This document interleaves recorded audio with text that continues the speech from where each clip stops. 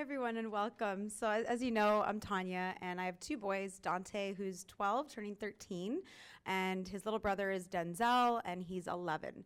Dante has Prader-Willi syndrome, and so we've been at this in the education system for 10 years, and this picture really captures what our journey has been. It's a maze, and we've had lots of ups, and we've had lots of downs. And so I think, I don't know if I'll ever really be confident as an expert in this field because things are changing all the time. You kind of just have to go with the flow and do the best you can. So I'm going to hopefully going to help you on your journey and make it as smooth as possible. And I want this session to be really interactive. So I want you to be able to ask questions anytime you want. You don't have to wait to the end because I think there's a lot of power in group discussions, as teachers do. So I've been teaching for 17 years, and after Dante was born, I really wanted to go into special education. He kind of inspired me, so I've been a special education teacher for the past 7 years. And as I go through my journey, I see the importance of helping other families because as a teacher, there's a lot of things you know about the system, but as a parent who's doesn't have a teaching background, it's like a black hole. You have no clue what's going on when you drop your child off or they get on that school bus. And so hopefully I can help bridge that gap a little bit. Okay. So I posted on my Facebook group. So I have a Facebook group called Educational Advocacy, Maximize Your Potential. And there's about 770 people in that group, and a lot of people have posted great questions on there. I've uploaded a bunch of files in the files section. There's PowerPoints that you can use, like literally download them, change Dante's name to your child's name, and just use them. So feel free to join that group, and we can always make sure you're a part of that by the end of this session. So I posted a question last week asking people what they wanted to hear from this presentation. My goal is to kind of address some of those questions, and one of the biggest questions was about inclusion. And so what does that really mean? And so I found this cartoon that shows that, inclusion is a huge, big thing, and it could mean a number of different things, but you have to also be realistic about what you want for your child. So my personal philosophy is that you have to start with full inclusion. So when you're deciding on, so actually let me get a feel for my audience. So how many people have a child that's 5 or under in this room? Okay, anyone between 6 and 10? And 10 and up? Okay, great.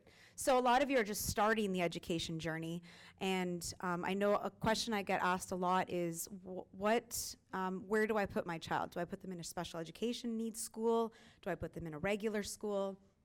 And the answer is different for everyone. So every child, we're on a spectrum, so it really depends on where they're at. But what I really believe is that you don't know what their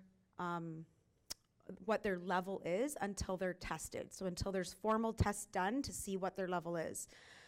When you do a psychological assessment at the age of 4 or 5, it's actually not accurate because they're too young, because their minds are still developing and growing.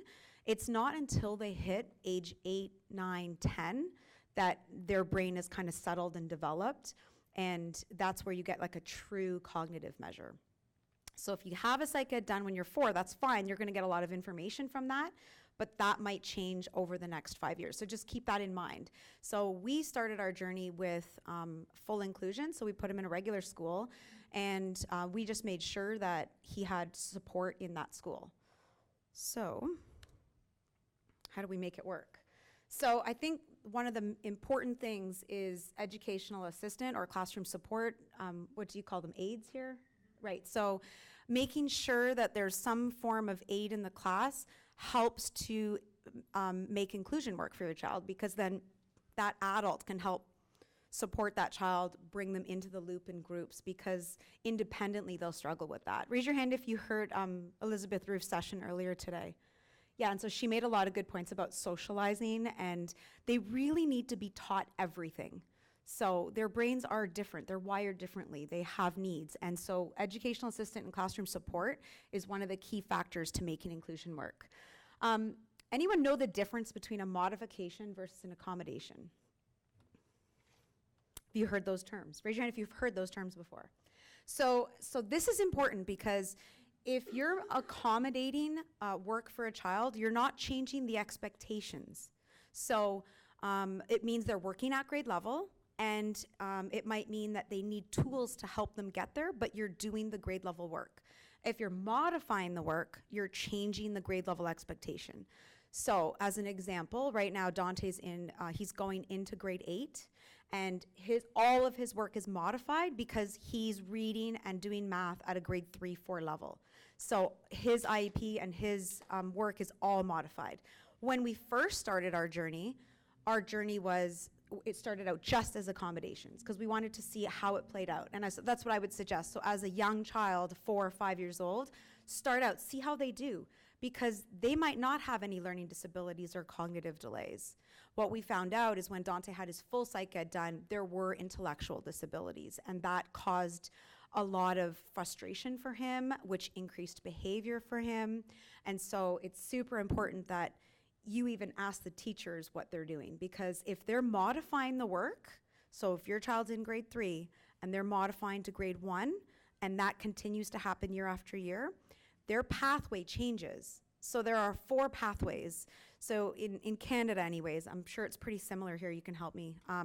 So there's university pathway, there's a college pathway, and then there's an apprenticeship pathway, so not going to college, university, and then there's workplace pathway.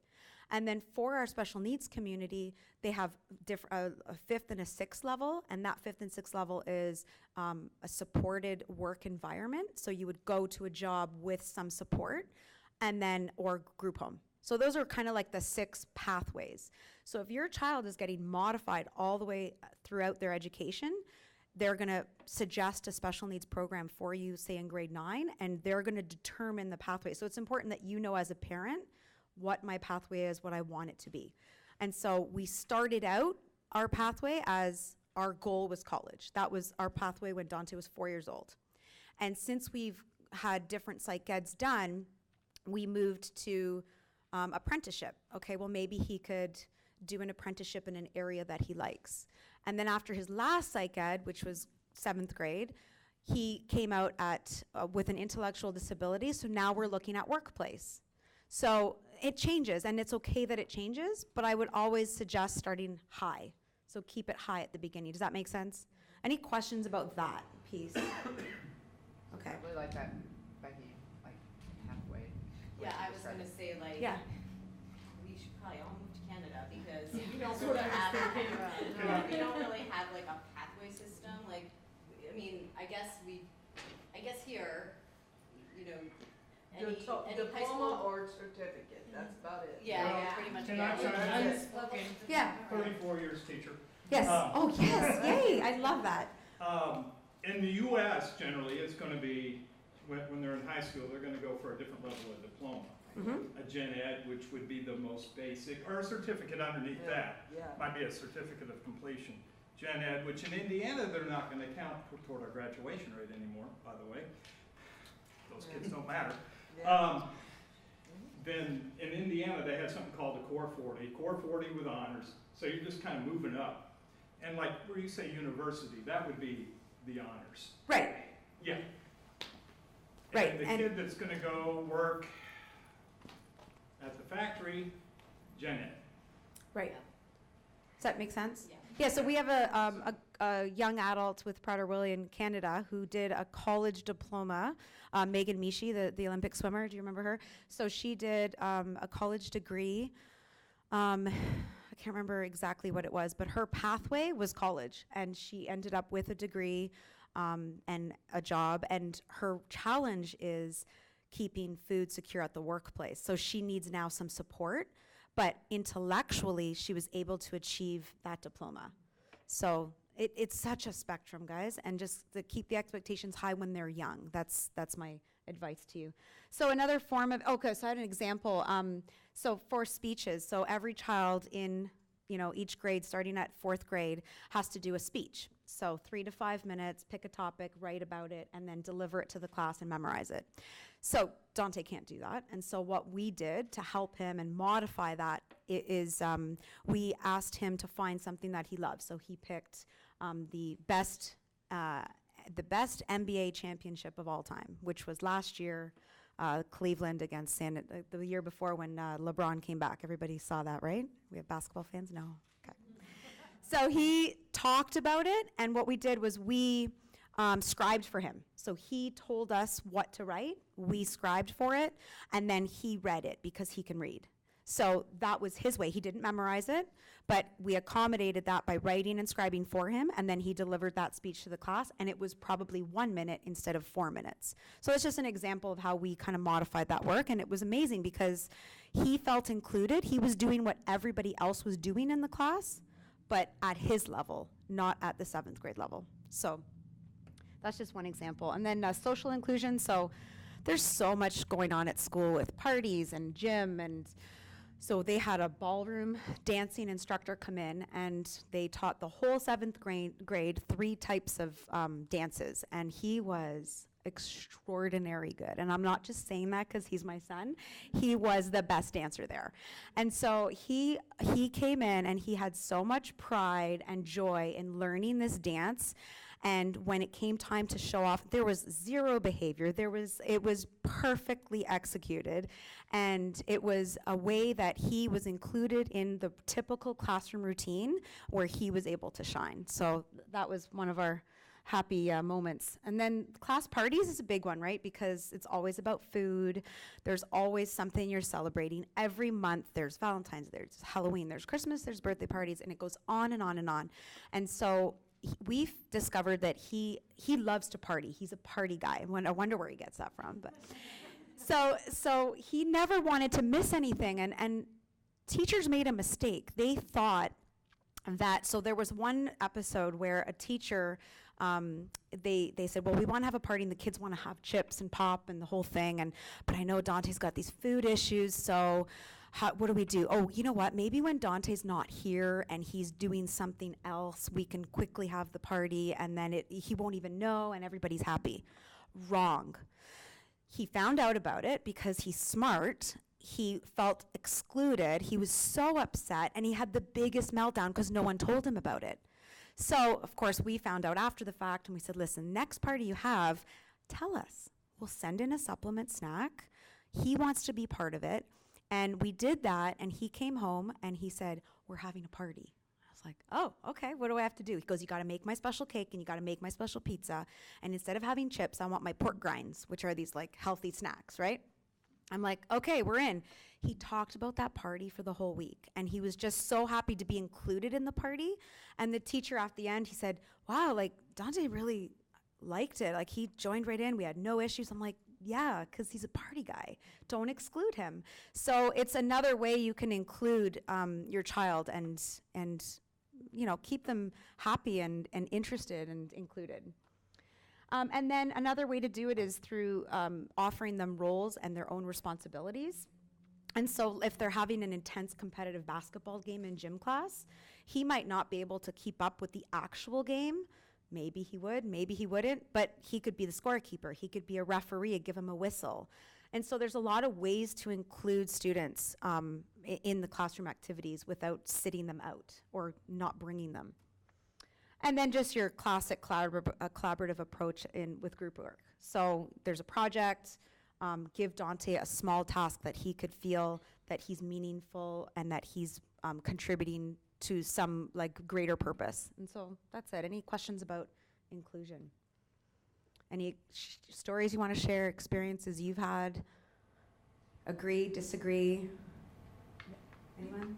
No? Yeah, The other thing that our school does is, I was thinking, because you were saying educational systems, they went through and they asked the kids, and the students volunteered to be peer friends. And they thought, well, they'll just get a handful to help. They had out of, the whole middle school, 100 kids put in applications. Amazing. So, I mean, it's And right there with them, and they've done that all the way through elementary school and stuff. The kids were, you know, couldn't wait to get in line to be able to be peer friends with the kids, to get them back and forth to classes, to take them, That's to amazing. make sure they sat beside them in the library or whatever. And it just really fostered, you know. Inclusion. Yeah, so I teach in a high school and we have a Best Buddies program. And not only does the Best Buddies program help the students with special needs, they're learning a ton from our guys. Like having our kids in their classrooms is bringing joy and life, and they're learning a lot of things. So this is like, I see it as a win-win. But you have to be realistic too. So if he's not keeping up with the work, so for example, language and math, he gets pulled out. So he actually goes to a special education teacher and he does grade 3 and 4 level work to build his own goals for literacy and numeracy, while the other kids are working on algebra and data management, where he might be working on like learning how to count and money and like applicable life skills math. So, so that's language and math. What about the science experiment that's happening? He might have a small role in a science experiment or lab that they're doing. Or gym, phys ed, he loves phys ed. So there's ways to integrate students. And there's also, and I don't know in the US, but I know we have special needs schools and we have full regular schools. And then we have a mix of both. So we have 3 different kinds in Canada. And I think all 3 work. I think you need a really good teacher and a really good support staff to make it work. Yes? How do you feel like there are kids, like typical kids, that will exclude special needs kids, and how do you deal with that? Because kids can be really mean. Yes, I agree. Kids will be mean, and that's a reality, whether you have special needs or not. There's bickering, there's teenage hormones, there's a lot going on in a school system, and it's hard as parents because we send them and we have no idea what's going on in that school. Like they're there from 9 to 4 or whatever it is, and it's like, did you have a good day? And they're like, yeah. And that's all you get unless there's a problem and you get the call. So it is very difficult when the kids are mean, and the only way to address that is through communication and making sure communication is open between home and school and encouraging that, and that's coming up later. Okay. So this is just funny. It doesn't actually mean I expect progress. I do. And it's funny because when I go into meetings, and I come from an education background, but they still look at me as the crazy parent. I'm overprotective, don't worry, we got it, I'm good, is the reaction I get. And no matter what your background is, it's very hard to establish that good, open communication. So what you have to make sure you do is communicate what your expectations are and make sure that they're also realistic. So you can't go in and say, my student's going to university, they're going to be a doctor, and you're going to make sure that happens. Well, that might not be, so for Dante, that's not realistic. And if I go in demanding that, then that's recipe for disaster. So keep your expectations high, but real, is basically my point. All right, so that's where it's like, how much do you push? Because then it becomes, are they even educating him the right way? Yeah, that's what I'm challenged with. It's like there's all these other ways that they could potentially educate them, whether it be like Live and Mood Beltech programs, more physical, but they're not doing that. So I get like, how can I know really what that line is? Is it I bring in a third party to observe? Do we have data that we are collecting? That's what I struggle with. Yeah, that's a great question. So knowing their baseline, I think, is key. So having an assessment done of where they're at. So let's say I don't know where they're at in their reading levels, let's say. So there's tests, diagnostic tests that you can use and do on your students to tell you what reading level they're at. So when Dante was reading in the early primary grades, he was like, he seemed to be doing great. So I'm like, okay, great. College is where he's going. But what happens is the material gets harder, the gap widens. And so having those assessments done yearly is key. And then if behavior gets in the way of that, and because what they do is when things get too hard or if things are too easy, they get frustrated and then behaviors occur. And that's their way of communicating, this level is not right for me. So this is actually moving into this. So what is the right level? So we had a really hard year last year because we had this psychological assessment done, and while we were waiting for the results, and I knew in the back of my head what those results were going to be because of the gap that widened over the last 3 years. But we struggled because he said, I want to do the same work as everybody else in my class. And I was like, yeah, but you can't, right? And realistically, I'm thinking, but he can't do grade 7 math, so now what? And the staff struggled with it, and he exploded at school, and there were really some severe things happening. So we were like, how do we help him understand that we need to find the kind of the medium level work where he feels successful and his life is meaningful in his world? And then the other thing they tried is, okay, forget the academics, give him some worksheets that are at the kindergarten level just to keep him happy.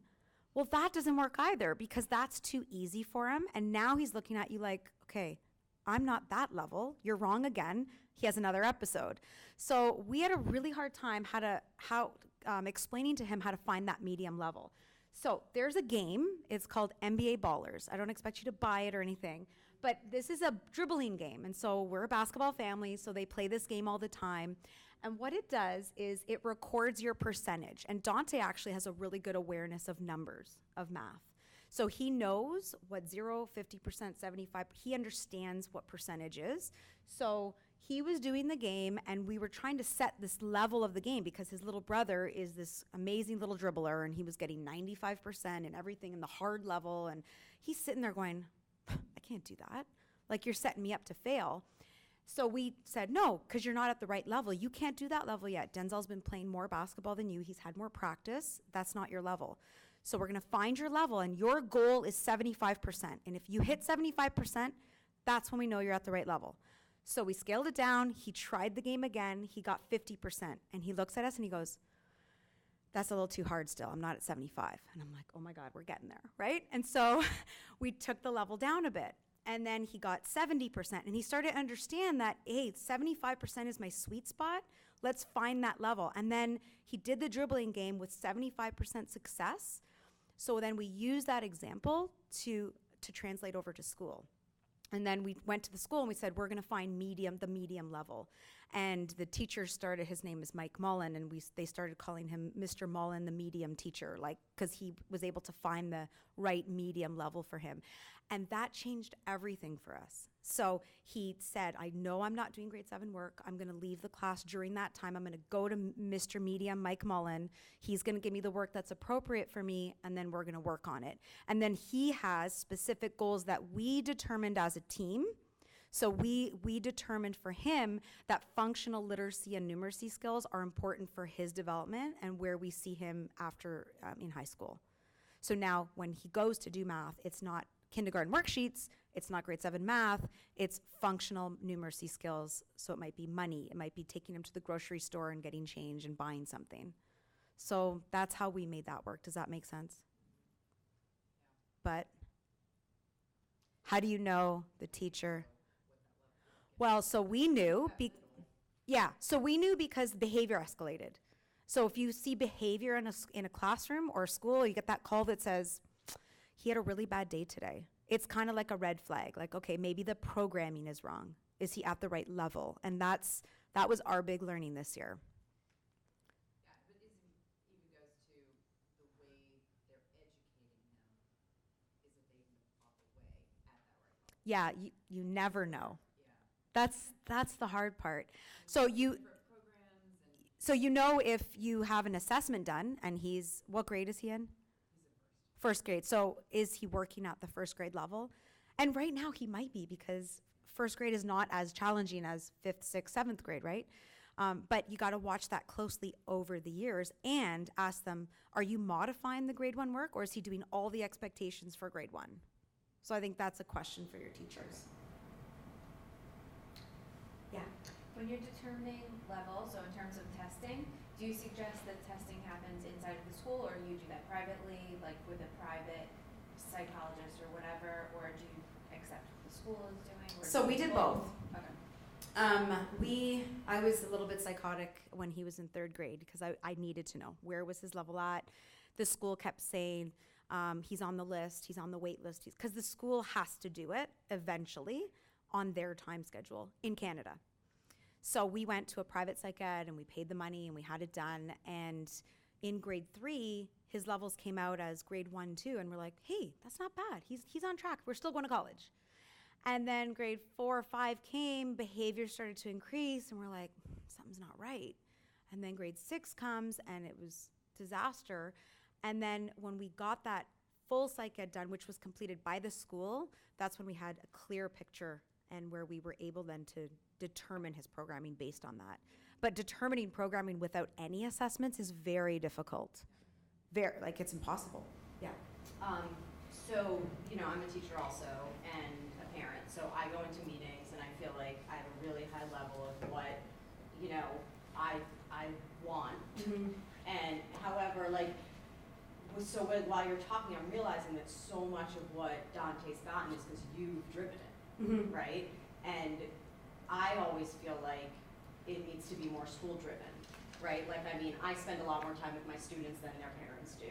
So, and I know them well. Have you ever been in a position where you're like, you need to be the ones to make the modifications? I shouldn't be coming in and is that ever, this is more of a philosophical question, maybe we can discuss over a drink later, but have you ever thought maybe it's not the right school setting because this, I shouldn't be, even though I am an educator and this. Yeah, and I think your gut will tell you if you're in the right system. So I think one of the things, after I realized what level he was at, I might have changed him earlier to a different program, because his school is regular ed right now, and they have IEPs and they have special education teachers, and he gets pulled out for that. But then they also have another class that was full special needs. The problem with that is Dante's right in the middle. He's almost, high enough to be in the regular ed, but he's going to be way at the top of the class in the special ed group in our district anyways. So we struggled with, well, which one do we want him? Where do we want him? And then we joined Special Olympics. And so I really loved Elizabeth Roof's talk, because she said, you got to have a mix of both, right? And when he joined Special Olympics, he was the top of his group, and his confidence level went soaring through the roof, and he felt so good about himself. He walks to practice, he shakes everybody's hand like, I'm here now, we can get started. No, I'm serious. So it's amazing, and I'm like, I should have done that earlier, because I kept trying to push for this. I want him to be normal, I want him to be in college, and I realized I had those expectations. And all of your children might still be going to college. It's not to say that they're not. It's just that you need to assess it properly and try to make sure you get the facts and understand how to communicate to the school so that you can make those decisions properly. Yeah. It was suggested in another session today to not even tell the school the diagnosis of your child. What is your take on that? That's a really good question. So I personally think it is important to tell them. Because we have a safety and a health concern. So I don't know what that session was, and I hope I'm not contradicting anybody, but my personal view is that the more information the school knows, the better. And I say that from a spec ed teacher background. So if I'm teaching in high school and someone comes in and they have all these odd behaviors, or they're looking for food, or they're doing something that's just odd, and I don't know any background, they're going to get treated like everybody else, but that might not be safe to the individual. So I'm a person that believes in full disclosure, because I think that it also helps make the communication and relationship stronger between the parents and the school. Because if you start with a lie, which is what it is, and then the school finds out, because they will eventually, they're going to be like, oh, that's the parents who tried to lie to us. When are they going to lie to us again? And then there's this distrust, and it just starts on a really bad foot. Can I just add to that? Because I agree with Tanya. I also think that as my son's gotten older, some of his success has been around a comfort in knowing that he's in an environment that he feels protected in and safe in. And a lot of what makes that happen are the modifications they make about food in his classroom and in the school. So, and without really having disclosed a Prader-Willi diagnosis, those modifications most likely wouldn't have happened. So I also personally, just my personal experience, everyone, I think did my son it's been really beneficial for him. I had a student who came in, I don't even know what his diagnosis was because no one really told us. And it wasn't that the parents didn't want to tell us. So as a teacher, it was just, it hadn't been communicated to me yet. And the student ended up pushing the EA. This is non-Prader-Willi. He was an aggressive student with autism, and he ended up pushing an EA up against the wall. And I'm the special education teacher, and I was just like, I don't even know what to do because no one gave me any information on him. And it was a very unsafe situation. And I was like, how could no one tell us that this was a possibility? That's not fair to the child. It's not fair to the teachers. So to me, that I'm really strong about that opinion. Yeah. I guess to follow up to your comment about should you not tell and what you were saying, at least for our experience, my son's 5, so we're now into starting kindergarten, but out of the hospital, we referred to early intervention. As far as I know, that would have said, hey, here's this child with Prader-Willi syndrome, and that's followed him the whole time. I don't see how we would have not disclosed it to his school because it's followed him into his, when you transition a child, it's called Child Plan Virginia, which becomes the IEP with services. I guess if we were to move next year and start fresh, I could potentially have that ability to do so, but I agree, I wouldn't, especially with food, and although he doesn't really have food problems yet, I feel like there's a leg to stand on with, well, look, if we don't do it this way, this could happen, because look at these examples, or, other aspects of the syndrome. So I Good agree point. with you guys. Well, I also think too, if you go in there with the diagnosis and thing, it's easier for them, where we're at our schools, they have like a team. So your physical therapist, your occupational therapist, your speech therapist, you don't go individually, it's a team effort for your kid. And they'll go through and they'll look at what strengths do they need, how can they boost him up, how they can take him on through. And so I think sometimes you feel like, well, I just want him to be normal, but he's not. He's But amazing. who is? He's amazing, as he's unique and amazing. Right, Each student is in their own right. That's right. And so, and then trying to fit him in a square peg in a round hole, it doesn't work. Yeah. Our other son is gifted. So we have 3rd percentile, we have 97th percentile, and we're like, okay, we don't know normal. So and he comes home and he complains about how bored he is. And I'm like, oh my gosh, like really? Right? So like, yeah, you really have to treat each child and create a program that's right for them and find your medium level. Dominique. Yeah, I'm just going back to, changing gears to what Rebecca was saying, like you and Rebecca are in your professional lives are in the education. I think where I struggle anyway is I'm not in education. I've never been a teacher. I don't know what's out there. I don't even know, like, how do you figure out what my child's level is? What tests do I do? How do I find out, like, what's even possible or available? There's so many inner workings of the schools. There are. And then all of a sudden, 2 years later, you find out, like, ooh, if I had known, I could have done this. That's But right. nobody tells you it's there. Right, and How a do you good find out? special education teacher will seek out the right supports and the right levels, but you don't always get good But teachers. even good teachers get a lot of pressure from the schools, from the budget level, to just. Okay, so that's a good point, because a lot of people will say, oh, we can't get you an aid because we don't have money in our budget for that. And the thing with that is, and I'm sure it's the same in the US, you guys can correct me if I'm wrong, but if there's a need for a student that has needs in a school, and they're as a safety risk for themselves or other people, then the school needs to do what it needs to do to make sure everyone is safe. And if that means bringing an aide on, they need to bring an aide on, because if they don't bring an aide on and something happens, my question is like, well, who do I sue when he leaves the school and runs into the road and a car hits him because there was no EA support with him? Yes. On that same subject, like my child has a one-to-one aide, and we had a push for that. A problem will become, they will say, oh, we don't have money for that. They will say that, they will say that. They will say that some more. And I'm our union president in our school corporation, and the principal will say, hey, can you go talk to the superintendent, we need more aides. And it's for special ed. We always need more aides. And the thing that gets them is, hey, how's that lawsuit gonna go for you? Mm-hmm.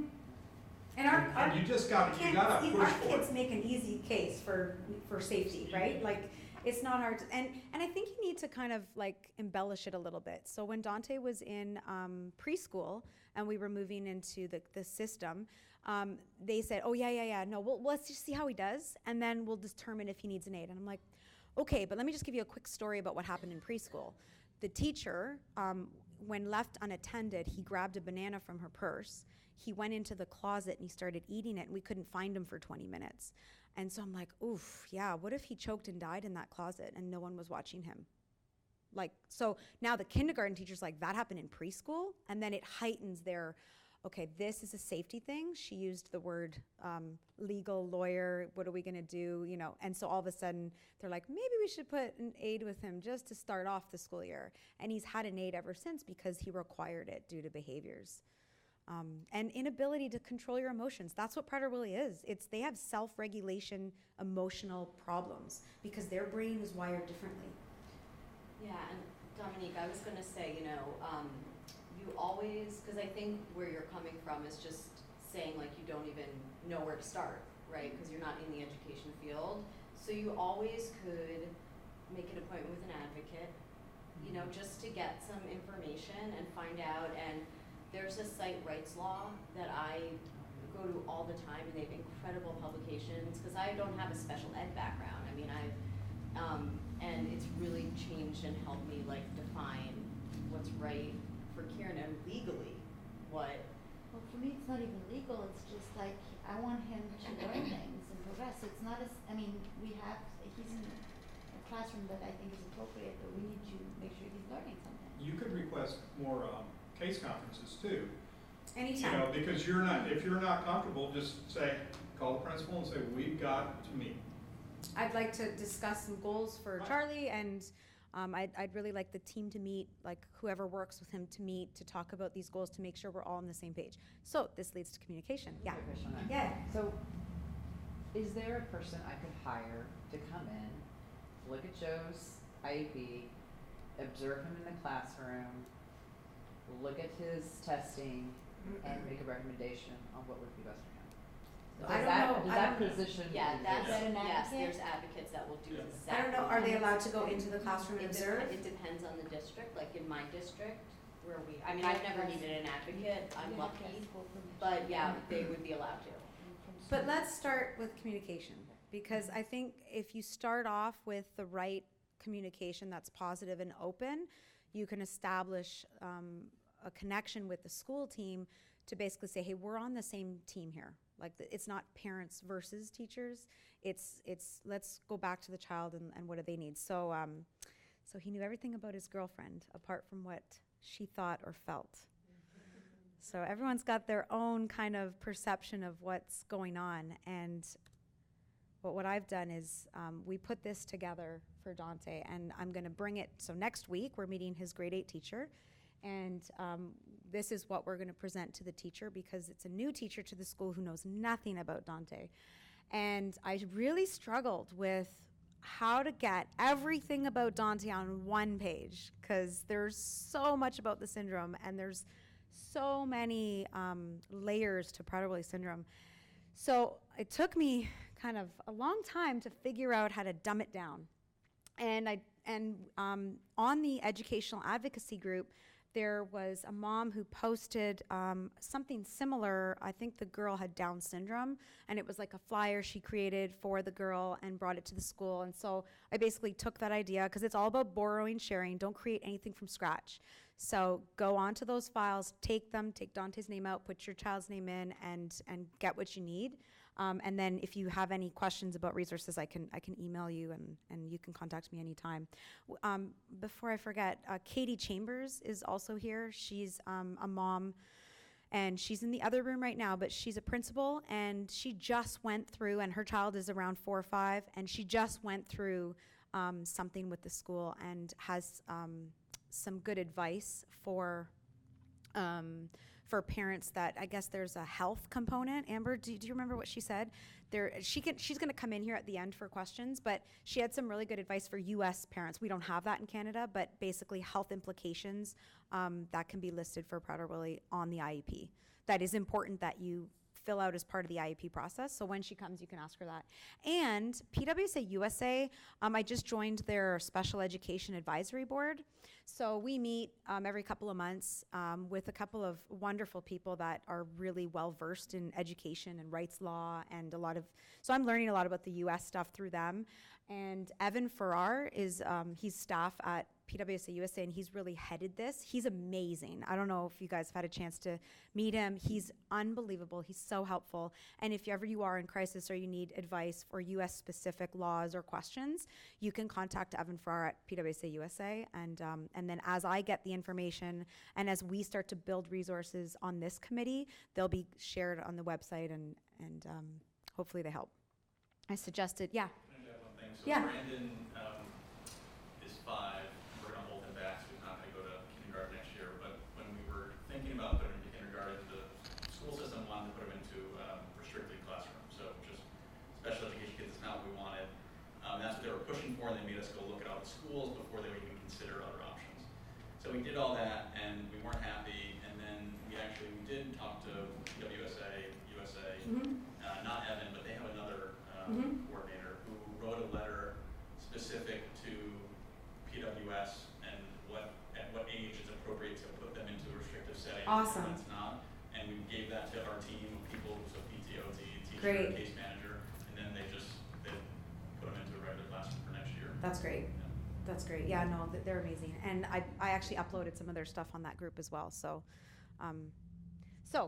this is what I came up with, and I think the vision statement says it all. So the end goal is whatever pathway Dante's in, we want him to be happy, and he wanted to add healthy because he said, well, what about I eat healthy and I exercise? So you have to add healthy in there. So we actually did this together, and he said, don't forget healthy because I'm a healthy guy. I'm like, right, got it. So we did that. And when he's most successful when he feels that there's like purpose and meaning behind something.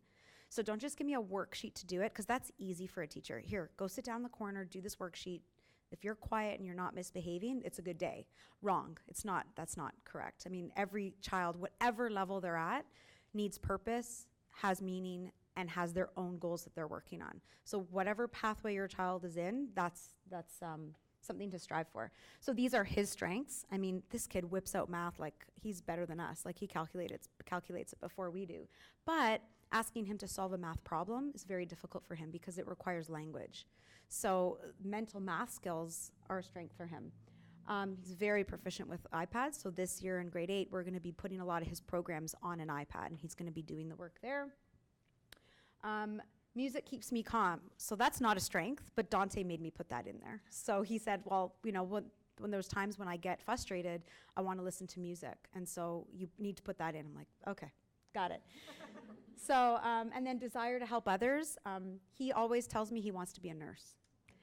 And it's funny because I'm like, it's probably because he's around doctors all the time. He's got all these doctor's appointments, and he loves nurses, and he's such a flirt. So he's like, I want that. So we're actually, our next step for one of his goals is to go to a nursing home and to be a volunteer at a nursing home. And so he loves dominoes. So he's going to play dominoes with the old people in the nursing home, right? How great is that? And there's math. So that's one of the things that's going to be part of his kind of education plan, to get him volunteering in the community, because in high school in our area they need 40 hours of volunteer service to get their diploma. So that's what he's going to do. And learning through games for him is everything. If you lecture at him, it's not going to work. For him to learn properly, there has to be a lot of engagement and games. And I think that's true with a lot of like kinesthetic learners and hands-on kids, regardless of Prader-Willi syndrome. So we have to remind the teachers of that, because that's hard work for a teacher to make a game. And you can't have games all day long in grade 7, maybe in kindergarten, but for Dante, if he needs that, you got to figure it out, because he's not going to listen to your 75-minute lecture. It's just not realistic. And he's hilarious. He's got such a great sense of humor. So the teachers have learned over the years that they turn things into jokes to help prevent anything, or just to build a relationship with them. So that's been great. These are huge, these two. And yeah, he's got other issues, but the misinterpretation of language is something we discovered recently. So what happened is, and I don't know why it took us so long to figure this out, but he cannot, the misinterpretation of language is such a need and a weakness of his. So we discovered, because our psychiatrist said, and so we're not, we're really opposed to drugs, and it's, I don't know if it's just a thing for me. I don't want to go down that route, and I want to figure out how to solve it without drugs, as far as I'm talking about psychiatric meds. And so we went to see a psychiatrist, and he said, the problem is he doesn't understand what people are asking him, and he gets frustrated, and those behaviors happen. So can we back up and see if we can fix that piece? So he said, start asking him to repeat what was said to him. Like, why didn't I think of that? It seems like so simple, right?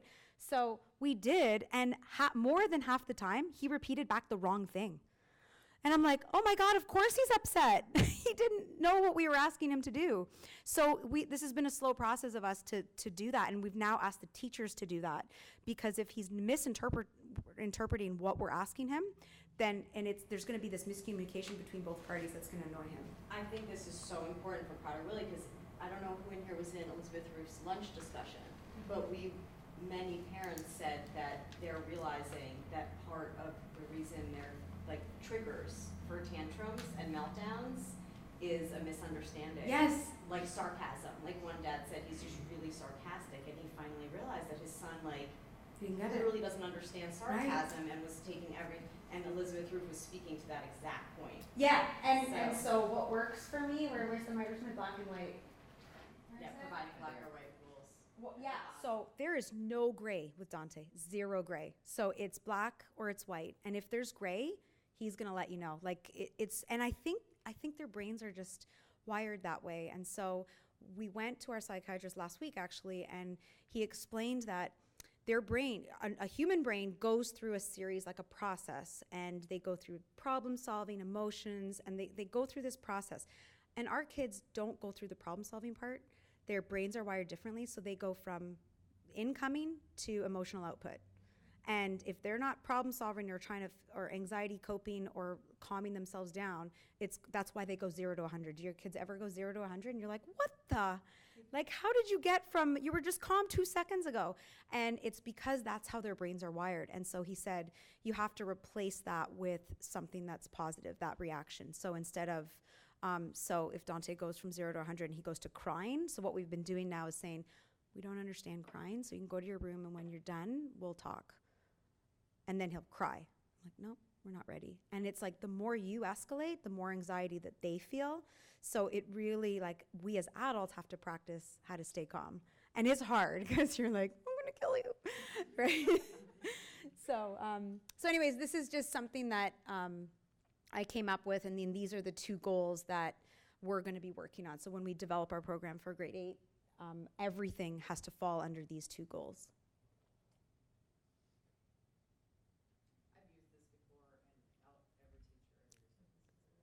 Oh, yeah? Yeah, and there's other ones, other templates. I'm not a visually graphic person. This is like PowerPoint. I made Keegan do this the other night. But it's so important, because what this does is it builds this communication between the team, and then now they're looking at him as a person who has likes and dislikes and what works for him, and he's got a brother, and like, look at this rock star, like javelin throw, right? Like, he's an amazing kid, and this is one of his really good friends, and he comes over for play dates. He's a typical kid, and he just loves Dante, and we're so blessed. He's such a great kid. So starting out a meeting with something like this and a positive story to tell is super important, because you need to help them see that your child is an amazing child for who they are, and they're going to actually bring a lot of value to your classroom. They're not just Prader-Willi and all its challenges. I had another special needs mom, didn't have a child with PWS, but she said in her art, she brought a picture of another young woman who was like at prom with a bunch of typical kids. She's like, this is what I want for my daughter. Like, it wasn't their kid. But I think about that, like Olivia, like showing her like at university, right, going like, this is what we want. Like, it can be possible, but we've got to figure out our path. Yeah. So I'm going to do that next year. Awesome. I made something similar, very much piggybacking on Becky had shared, what she made for Kieran, and Declan's going into kindergarten and used it at IEP, and that was great, and I recently used it again, I think it's, you can also use these things outside of the school setting. Declan's been doing martial arts for a couple, almost 4 or 5 months now, and everything had been going along well, he loves it, was doing fine, you know, certainly not typical compared to the typical peers, but keeping up at his level. And then we had an incident a couple of weeks ago where there was a different teacher he hadn't seen in a long time. She taught it in an extraordinarily different way. He was super tired due to kindergarten orientation, just had a meltdown. And I realized I never quite explained to kind of the instructors, kind of, this is what he has, this is what it is, because you never, unlike with a teacher, there's never conferences, never, I've got 20 minutes to sit down with you. So I thought, I'm just going to give them this and say, hey, we made this for kindergarten. It just might help you understand him a bit better. Please reach out to me if you ever want to sit down and talk. And I think someone, oh, okay, this is really good to see. And so I think you can use a lot of these things in other settings, whether it's on the soccer team or something else. Totally. You don't have to say, gosh, A I camp. do my elevator speech like every time I meet someone. Exactly. And I really enjoyed creating that with Dante because now he's at the age where he can give his input. And so it was actually a really fun process to engage with my son, who, when he was diagnosed at first, I'm like, I'm never going to have that with him. And now he's telling me what's missing on his communication student profile. So it's quite amazing. I'm happy where we are now, but there were a lot of ups and downs, and it is really amazed. And Dominique, you're right. Like, how do I know? Like, how do I know what's happening at the school? And that's why it's important to become your own advocate, to learn about it, and then to go to the school and say, it's okay to say, I don't know what we should be working on, but as a team, could we figure that out? So, and always a good place to start is like, where is he right now? Because sometimes the staff or teachers feel that if he's happy and he didn't have a meltdown that day, that's a great day.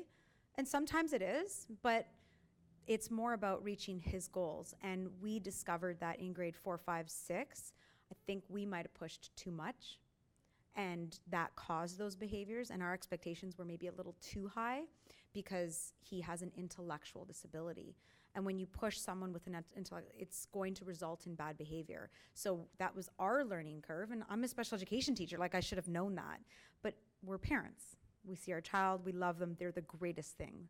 And so you just have to take a step back and really develop open, honest communication. And sometimes we've said to the school, like, I know he's tough, and I know how hard it is to manage a class of 25, 30 kids. And then you have every kid in that class has a different need. Every kid's different. So just because he's got Prader-Willi, you also have the gifted kid, and you also have the autistic kid. So how do you manage all these different kids in one class? And it is so hard, and empathize with them. And I really want to thank you for sharing your expertise and helping Charlie be the best he can be, whatever that is. So, yeah, it's hard. Yeah. So, I've been listening to all of this. So, my granddaughter, which I have guardianship on, she's 4. So, I did start her off in the early intervention program, period. It was recommended by the doctors that she attend. They went from there to preschool. She did preschool twice. No, because of her age, I suppose. So now they put her in kindergarten. But her biggest problem is she can't really talk. And what are they recommending? She could describe things to you.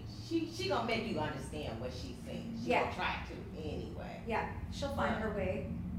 Do I still let her go forward with that, or what? What are they recommending? She learned how to say some words. I do have her in speech therapy. Yeah, communication is huge. Whether they're 2 or 17, it's always. She learned how to say some words. I mean, she can say a few words. Does she sign?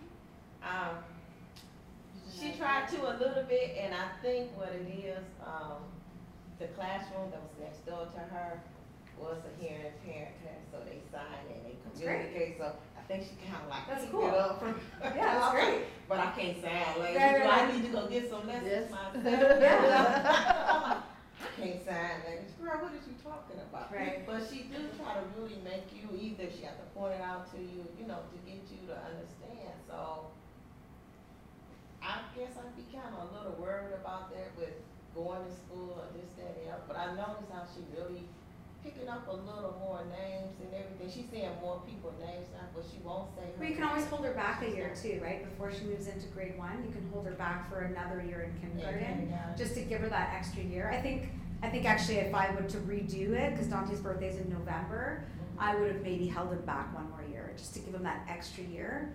Maybe she'll be talking. Right. I really think Right. if she talked once she really started talking and talking and talking, that I think she's pretty smart. She's Yeah. studying- There's probably a lot in There's there. a lot of iPad applications where they just press buttons to talk, because my son is 10, he's not verbal, but he can say like, I want red suit, I want red pajama in suitcase to go on the airplane, like, he'll tell me Yeah. with his iPad. So ask the school to incorporate technology to help her build her communication skills. There's a lot of There's- yeah. alternatives you can use. There's a nonverbal child in Joe's classroom, and he's in the typical classroom, and he has iPad. So. He communicates with it. Mhm. Yeah, a lot of the autism community use that app. Yeah. So talk to your speech therapist, they can procure that. And the school can provide that. It's called the SIA claims, special education. Like sometimes just the peer modeling from the other kids, even if she's not there yet, she might just recognize. Well, she picks up on everything. It's Exactly. like she got a Smart. photographic memory. And Yeah, there's a lot in there that she's probably trying to get out, right? Yeah, but she just can't verbally Yeah, say yeah. it or whatever, but It'll come. she come home every day, she got to tell you everything she did in school, but That's awesome. she just can't talk like me and you communicate. Yeah, yeah, with she's her. learning, You she's trying to learning. figure out, girl, what is she talking about? And then she get that frustration, she start getting frustrated, and she talks loud, period, but I think because she figure if she talk loud, that's gonna make you understand her. Right. But they don't do that. Yeah, I mean, they try to find ways to communicate whatever they're feeling, whether it's anger or happiness, and they struggle and it's frustrating for them. So giving them those Yeah. tools is And helpful. one tip, because Joe for a long, he was expressive, but he wasn't great at giving me much detail. So I worked with his teachers. I said, I need you to send me every day a text, like what was something he did specifically, or something that, if there's anything that went awry, I need to know, because he has a hard time communicating that to me. And so that I can use as a tease it out, like, oh, I understood you guys at the park today, you did this, this, and this. And then he was able to participate, because otherwise you're doing the, like, And that's true. what's your best part of your day? And they're like, Once you eh. figure it out, or I look at the teacher, she's like, she talking about the trip. I said, oh, Katie, you come went on up. a field trip So today." get the Oh, and she be teachers like, to do yeah, that. I did so, then da, da, da, da, da. I'm like, I was, yeah, I was gonna say too, like, my son has good verbal skills, but it just takes him a long time sometimes, and we actually have written in his IEP that any professional that's working with him needs to give him like a 5-second wait time to respond before repeating. Because we started to find that like people were just going, so, what's your favorite color? What's your favorite color? And he was about to say red, but everyone's cutting him off, and sometimes you need, like, I would recommend really even sitting down with like the speech therapist and the teacher and working through like appropriate goals for her, and you might even see spikes in her speech. That's a really, really good point. And we've said 20 seconds. So, and when there's more than one adult trying to address him, it's too much. So less voices, one person, you ask a question, count to 20 in your head before the answer comes. And they're like, yeah, I'll do it. No, let's practice it. Ask me a question. And because it's hard, like you want to help, so you feel like by answering right away or by asking again, you're helping, it actually makes it worse. So you have to say, I need 20, give them 20 seconds. And then they'll count to 6 in their head, and then they'll ask again. Because it's natural human nature to do that. This is Katie. I told you about Katie before. She's a principal, and she just had a great experience that she went through that she just wants to share really quickly. Sure. So, thank you. Yeah, I am a middle school principal, but also a mom, and a mom first, mom of Daniel. Daniel's 5, has Prader-Willi syndrome. We just had our transition IEP into kindergarten, so we just started kindergarten. And as a principal, I was very used to sitting in IEP meetings and knew the routine and the structure. As a parent, it was very different. One piece that we realized, just knowing kind of going into an IEP meeting and knowing that anything that we put in that IEP was about his educational needs. So it had to be something that was aligned to, is it stopping him access to the education? Well, for our kids, there's also a medical need, and that is the knowing if they're going to have an event with food present in advance. That is knowing what they're eating at school, knowing that they can't be given anything that's not brought from home. Those were conversations that we had around the table of the IEP meeting, and the conversations aligned to, well, that's not really his educational diagnosis. And so just what we came to the table with was under his health plan, under having rights as a child with disabilities in the United States, that there should be a health plan included in the IEP, and that health plan is what covers the issues such as 5 days notice if there's going to be an event with food, so that we as parents can make a decision. Are we going to modify what we send, or are we going to have our child not participate? Getting that phone call the night before, for us, that didn't work. So we wanted to make sure that there was a document written in the IEP. So his health plan was put in place in the IEP that covered issues that impacts his health. So that was our experience, and just daily dietary logs. So there's someone that sits with him at lunch, but we want it logged on a piece of paper. Did something drop on the floor, so that we know. We can kind of know how to modify calories or modify his diet, on the way when he gets home. So those were pieces that were not initially going to be a part of the IEP because of the educational side. So if you think about it, for those who have seizure disorders, they may not have an IEP because it may not impact their education, but they definitely have a health plan, a 504 plan, that covers their medical side. Our kids have both. So. Is it a 504 plus an IEP? No, it's an IEP with a health plan included. Okay. Yep. If he didn't have an IEP. Correct. That's a federal law. Yep. It's based on the Rehabilitation Act to protect all kids with disabilities. Well, anyone with disabilities, not even in the school setting. That's great. So yeah, it's a federal law. So they're held accountable to that, to How are that you law. finding compliance? I mean, obviously you just had your meeting, but as far as compliance, what is the protocol for when you don't get 5 days notice? Obviously I realize it's a rights violation. I understand that you can file federally. Sure. But what does that look like on a district level? What does that look like on a classroom level? Obviously communication, Tanya drove home is a huge part of this. But are those contingencies in your plan, or are those things that you've established as an off the record? So, Could you step a little bit closer to the sure, mic? absolutely, sure. So I believe we haven't gotten there yet. And what actually turned us, the experience that we had prior, what put us in this place, was Daniel missed all of his kindergarten orientation activities because there was not a health plan in place. Last year when we wrote the IEP, in the IEP we indicated there would be a health plan written by the school nurse, and the school administration in collaboration with the parents. That was not written, and so the kindergarten orientation activities all were around walking through the cafeteria line, grabbing cookie and milk, having a seat in the cafeteria to talk about what kindergarten's going to be like.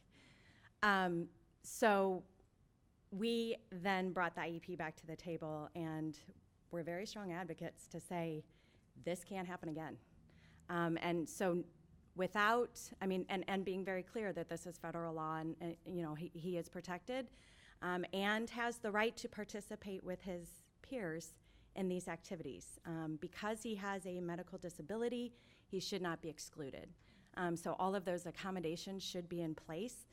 And our hope is, again, we understand their learning, and we're working with the school to understand what they need to be doing. But it's a work in progress, and it's and a lot of it is that balance between I am here as the advocate, and we're going to take you to court, versus I'm here as a partner, and we really depend on the school. I mean, you know, we trust our babies. We send them to school and we trust that they're safe. And so having that positive relationship, but, you know, being very clear that we are the advocates and we are going to, you know, work in partnership to make sure that our kids are safe when they walk in the door. So real quick, on the health plan, you just mentioned that the nurse writes it. So the IEP, I'm actually going on Wednesday for my first meeting ever with our school.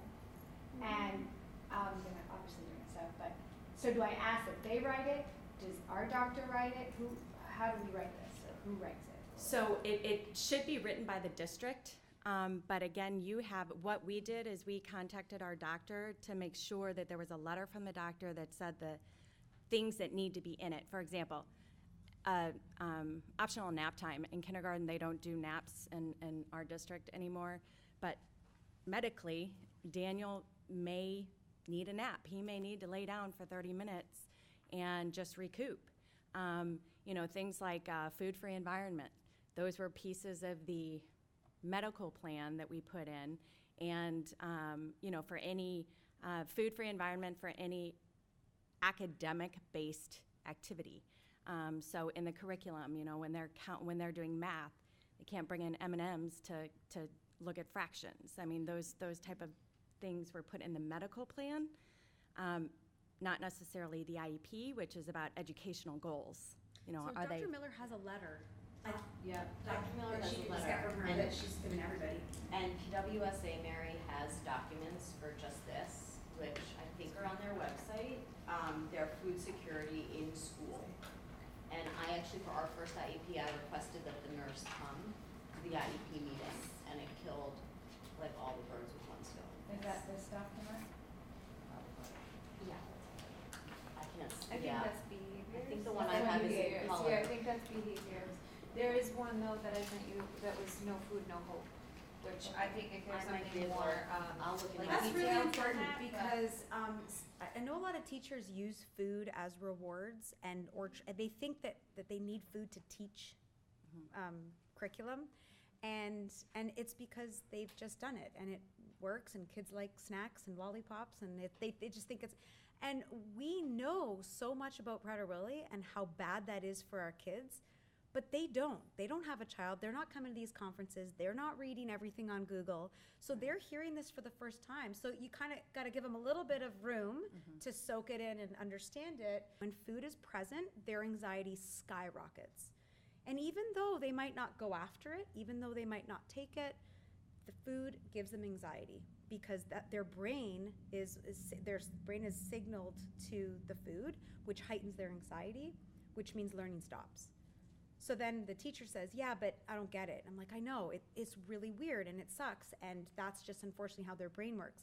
So if you think it's still okay to have food in the class, that's your call, but I want you to know that that's gonna increase his anxiety, and then you might have a meltdown an hour later, 2 hours later, the next day. But I want you to know that's driven, and the trigger was the food you had in the class.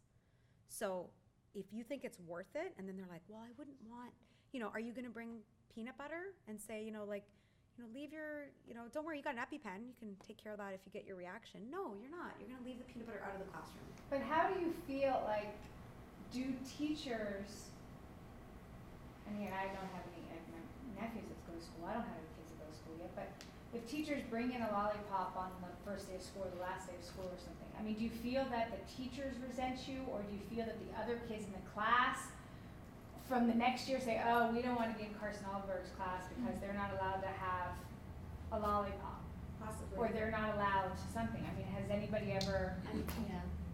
I was gonna say, so far we've encountered that a lot, and I've always just brought in enough for everyone of a non-food substitute. So I would bring in like huge treasure boxes full of little toys, from like Oriental Trading or something, so that the teacher could give those like stickers, stamps, whatever, to every kid instead of giving a lollipop or an M&M or whatever. But you provide, I think So there's we a lot of provide. opportunity.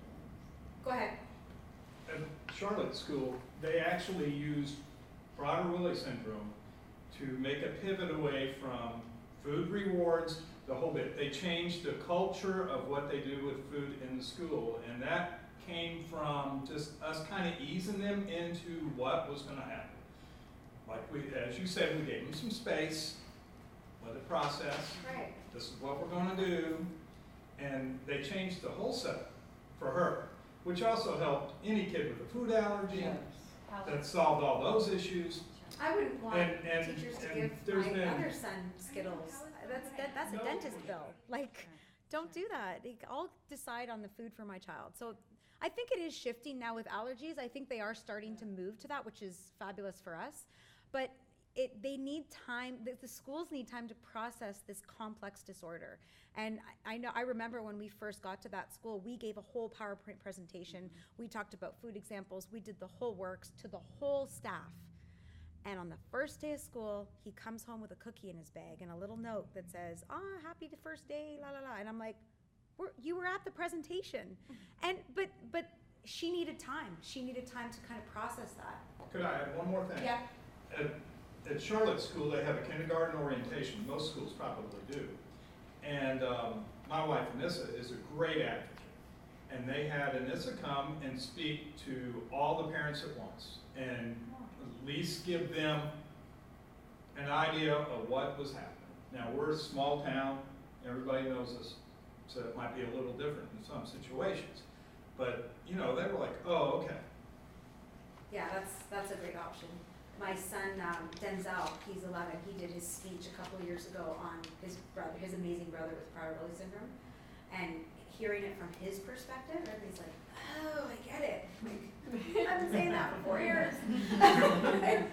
So sometimes it needs to come from other ways. Amber. Just a couple tips while I'm thinking of it. So Joe historically has had some GI issues, and so Dr. Scheinman's always talking, making sure that they get plenty of fluid. So we actually wrote into his IEP, which really the health plans, and he has to drink 2 of his little water bottles. And if it doesn't, they have to communicate with me that afternoon. So you can build things like that into the plan. Also be aware, like they had dentists came to school and they gave them toothpaste. It was like the flavored toothpaste, like the bubblegum flavor. So Joe's like, oh, that tastes pretty darn good. And so, I mean, you have to think, he doesn't eat like an edible, but I mean, that tastes good. And so he was like, oh, and then things that, like if an eraser is like a strawberry eraser, even though that's not an edible item, he might think it is a strawberry, like he'll take a little bite out of something. So I've had to modify as we've come into these type of encounters. And so they've gotten really good. They're like, hey, we're making Play-Doh. Do you think? I'm like, nope. If it doesn't smell like food, he's not going to eat it. But if it smells like food, And there's they a feel real comfortable. don't put it. Right. The color. They feel comfortable to Yeah. communicate. Yeah. Whereas if you're an angry parent all the time that goes in demanding things, Yeah. their communication is going to back off. And they're They're gonna be screw up. scared, and they're- And everyone's this is gonna like, screw up. I'm like, if you think you screwed up, just let me know. It's okay. I'd rather you tell me than me find out elsewhere. Yeah. So I have sort of a different speed, but I'm going away from the medical needs. How do you handle something where it's in the IEP, it's not being done? I don't want to be oppositional, I don't want to be screaming at them, but I need this to get done. And this is my example. In Charlie is 10 years old, he's going into 5th grade. In his IEP, his only inclusion time is he does recess with his peers. He's supposed to. I know they didn't do it last year, and I was actually upset. I found out in May that they weren't doing it. I do think he's in an autism classroom. It's the right placement for him, but I think he needs inclusion time. How can you put like gentle pressure or whatever? Data way talk like- to the principal. That would be the place to start. I mean, talking to the teacher and Well, you the know, problem always we've including. seen with other kids is when it escalated too much, the feedback we get is, oh, just don't tell the parents anymore. So all of a sudden they're they're like, we had another kid, he had aggression issues, it's an autism classroom, aggression issues, the teacher was communicating, and the mom was saying, well, we need to address this, what are we gonna do about it? And she was getting frustrated, she escalated it, and all of a sudden, like, for the rest of the year, she never got another report. I mean, clearly, the behaviors don't stop from one day to So the data next. tracking is a key thing to measure progress. So it could be as simple as you It's maybe a expect. classroom, they track everything. So then they should be tracking if he went out for recess and what did he do at recess. That's something you can ask them to track to see if that is being followed. So check mark means he went out for recess, and then maybe a line that says, played tag with friends, or played with ball by himself. What do you do if he doesn't? Then you need to go and say, this is how we're tracking progress. I would like to make sure he's going out every day, so I'd like to call for a meeting every 2 to 3 weeks to review the data that you've tracked over the last 3 weeks. Or just go to school. Yeah, Kindergarten. recess guard, yeah. But yeah, you have the right. We had a situation like that, so I said, all right, for the next, we're gonna have a meeting every Wednesday at 1 o'clock on the phone, because we're checking in on behavior. Yeah. Because I wasn't getting good feedback, and then it was just spiraling. I'm like, okay, and I had our ABA. So I think it's just saying, okay, this is in the plan. Well, we had a situation too about the aid and how it was written in the plan. Joe actually had a one-on-one where they weren't using it, and I had a meeting with them like, we all know what's going on here. So I'm like, I know that you know that I know, so we can decide how we want to do this. Yeah. Or we can just make it right. And they're like, okay. Yeah, there's a way to be, like we were talking about this earlier, like that gentle balance of we're here to make sure our child has what they need. We're their best advocate. We know you guys are doing a great job, and we know how hard your job is. And I think that's the key is they have a tough job. I know because I work in a special education classroom, and there's some really tough kids. And it's frustrating as a teacher. And so empathize with them and say, and sometimes I'll say to the principal, oh, Dante's driving me crazy today. How was he with you last week? And then all of a sudden they feel comfortable to share, and then you can have that open communication and say, well, what can we do about this? How do we figure this out? Let's team up. What do you think? It's hard though. It's not easy. There's no easy answer. And if I could just, from the principal's side, some feedback of, sometimes it's nice for principals to know that you're present when things are going well too. And as a parent to, give principal or give the teacher some feedback about, hey, I know that Daniel had an awesome week this week because he came home smiling every day. So, whatever you guys are doing this week, I appreciate it, and, keep it up. Because I think that shows that other side of, it shows the school that you're present when things are good, but you're also going to be present when things are not so good. So it kind of gives that balance of that you just want to be a partner, and you're acknowledging that they're doing a really good job and a really hard job, but it makes it easier when you have to advocate if things aren't happening. It just kind of buffers that a little. Keegan's really good. Keegan's the calm one, and I'm the bad cop, right? So we go into a meeting and Tony too. And then we do. One day Keegan kind of reversed roles, and I was the good, and I was like, whoa, what just happened? And he looked at her and he said, I don't really like the look on your face right now. And she just and I've never, like, Keegan is so non-confrontational. And she kind of looked at him, and I'm like, oh my God, what? Like, it's so awkward. And she goes, this is a thankless job. And he goes, thank you for sharing that. I know you're feeling upset, and I know because I live with Dante every day. You have him 9 to 3. I get it. And then all of a sudden, she calmed down. We all calmed down. We were laughing by the end of the meeting because she shared her true feeling. And I was like, you're right. It is a thankless job, and I really appreciate everything you're doing. And he's a tough kid sometimes. And then she said, but he's really a great kid because he's done this and that. And then she started complimenting him. And then we were all one big happy family again. But sometimes you need to kind of call them out on it.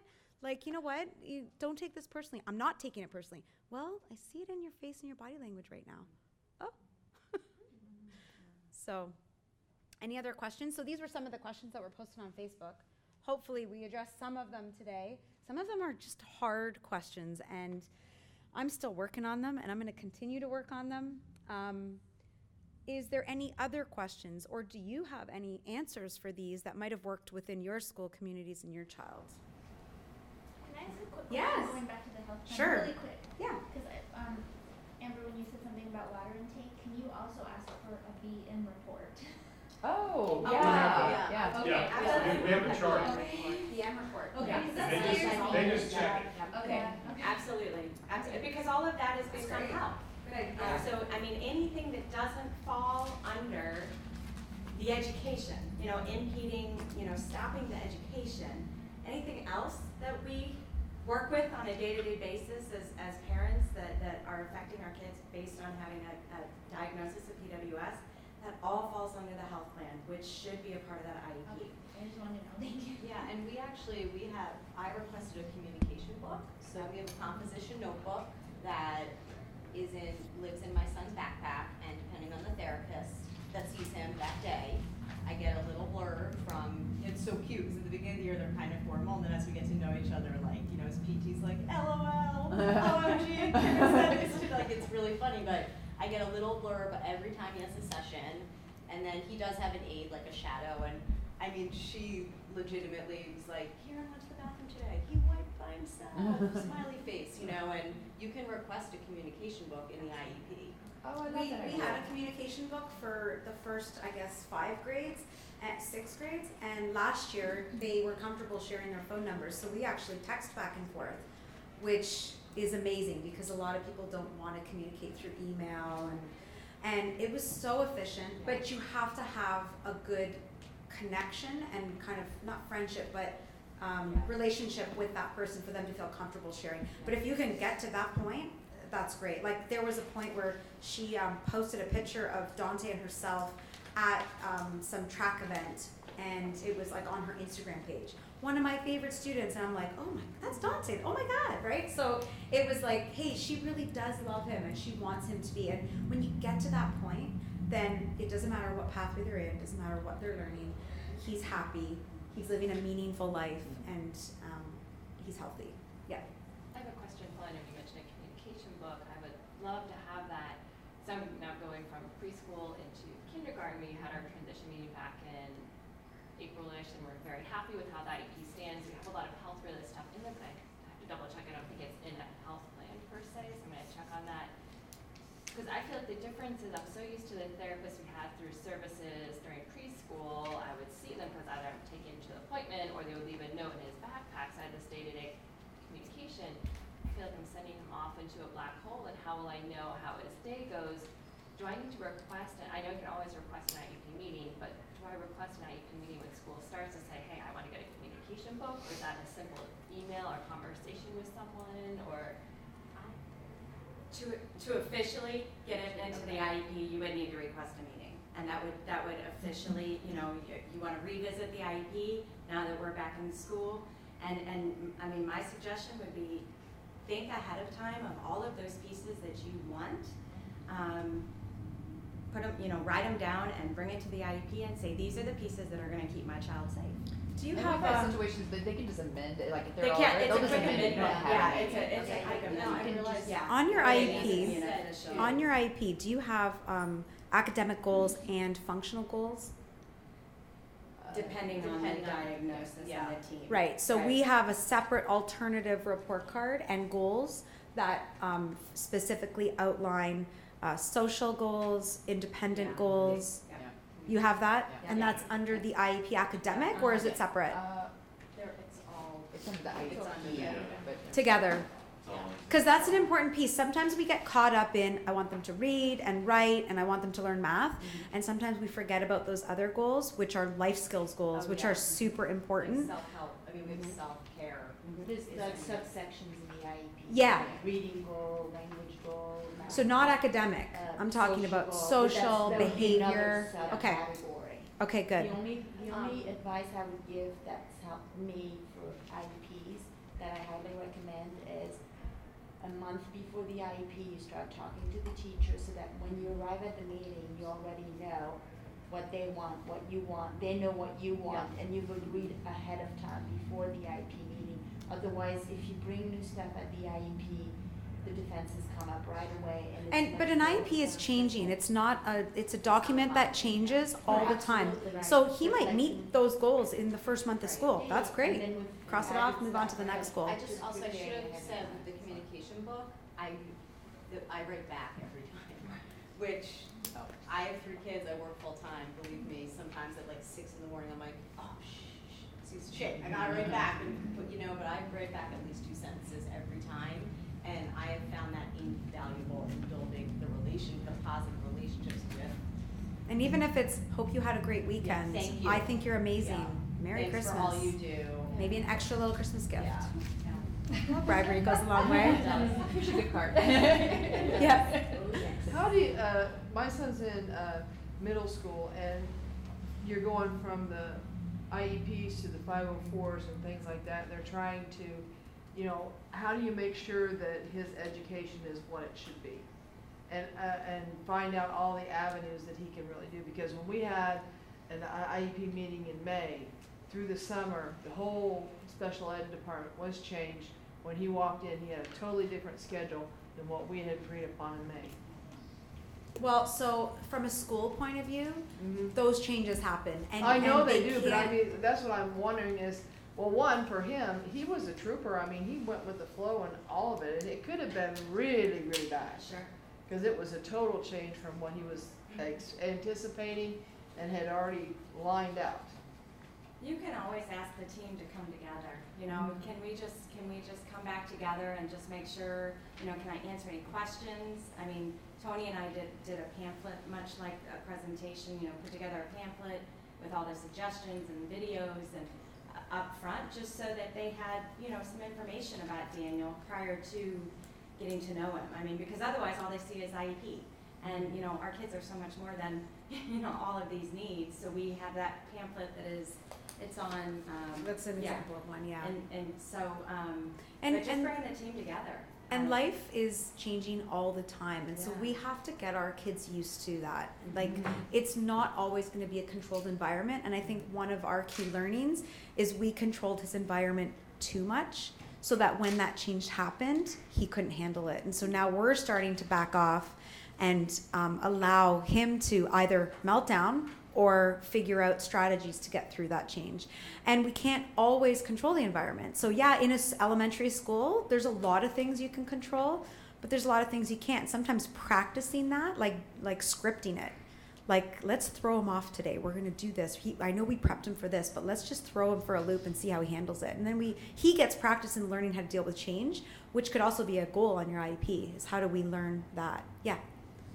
Declan's 2, and we're starting the school transition. Does anyone have or is willing to share like a copy of their redacted IEP? Like, 'cause some of the wording and some of the verbiage, like I think that's some of the stuff that we're going into that I'm a little apprehensive. I have a lot of past experience writing ISPs for adults, so for me, like the wording, the verbiage, it would be helpful. Where are you again? We're in Rhode Island. So I would compare it with someone else in Rhode Island, just because your Yeah, districts are there, different. yeah, and I have talked to her. Okay, But I good. should know if anyone, like, obviously, like, you said Yeah. you're pretty successful, so if you don't mind sharing, like, if Sure. that's okay with you, or if anyone is. Yeah. I think that would be helpful for me, kind of going into, you know, we're in a school district that there's other individuals that have Prader-Willi syndrome, that every family takes a different approach, and I don't want them to see Prader-Willi syndrome, I want them to see Declan. Yep. And then the rest of the stuff that comes with it, shows different genetics later. How many of you are on the educational advocacy group? Okay. Is that the one you just put on? Yeah. I just joined. Okay, awesome. Just go to the file section, then what I'll do is I'll just start uploading more things in that file section. And I'll just take his name out and just put Thank an you. example. I mean, Yeah. you know, just Go so for you it. can see the goals and that he has. And, you know, and the health plan, the reason we had to put that in there is because we were struggling with getting them to put some pieces in his IEP. So if you are successful with a school district to get things like a communication log and, you know, somebody sitting with them at lunch in the IEP, that's great. Then you don't need to add on an additional health plan. But that was kind of our go-to when we were struggling to get the pieces in the IEP. We said, well, he's also covered under the Rehabilitation Act. And so we're gonna make sure there's a health plan based on his medical disability. So, Just to follow up to your request, when we were going through our IEP, I think, again, your suggestion and others, we had our IEP reviewed by the folks at PWSA, and she said, send me a copy, let me look through it. And she suggested a number of terms like the food-free environment, there is some typical wording for things like that, or what least restrictive means, or you need to talk about. So someone mentioned that if it's not there, there's no anxiety. That was something she mentioned as well too. If there's no food in the environment, there's no risk of anxiety. And also she said, even if your son, as he doesn't have food problems yet, you don't want food in the classroom to kind of start to develop that anxiety, right? You know, make it a trigger. So And you she had don't a lot need of food in the enthusiasm. classroom. Like, I would argue with any teacher, why do you even need food in the classroom? Why? Because you've done that in the past? Because when I asked the teacher about the cookie she sent home, she's like, well, I've done that every year for the last 20 years of my teaching career. Like, okay, really? Like, it's for you and how you feel. Like, Well, it's, we wouldn't put a strobe light in a room of somebody who has seizures. I mean, we're just anticipating, these That's are right. just the preventative actions that we need to take to ensure that there's not an episode or a problem. that's right. Yeah. Question? Yeah. So Sienna rides the bus, so does anyone have issues with? Sienna has what? She rides the bus. Yep. So can you have install where they need to sit and who they sit with? Yep, absolutely. Absolutely. No food on the bus, absolutely.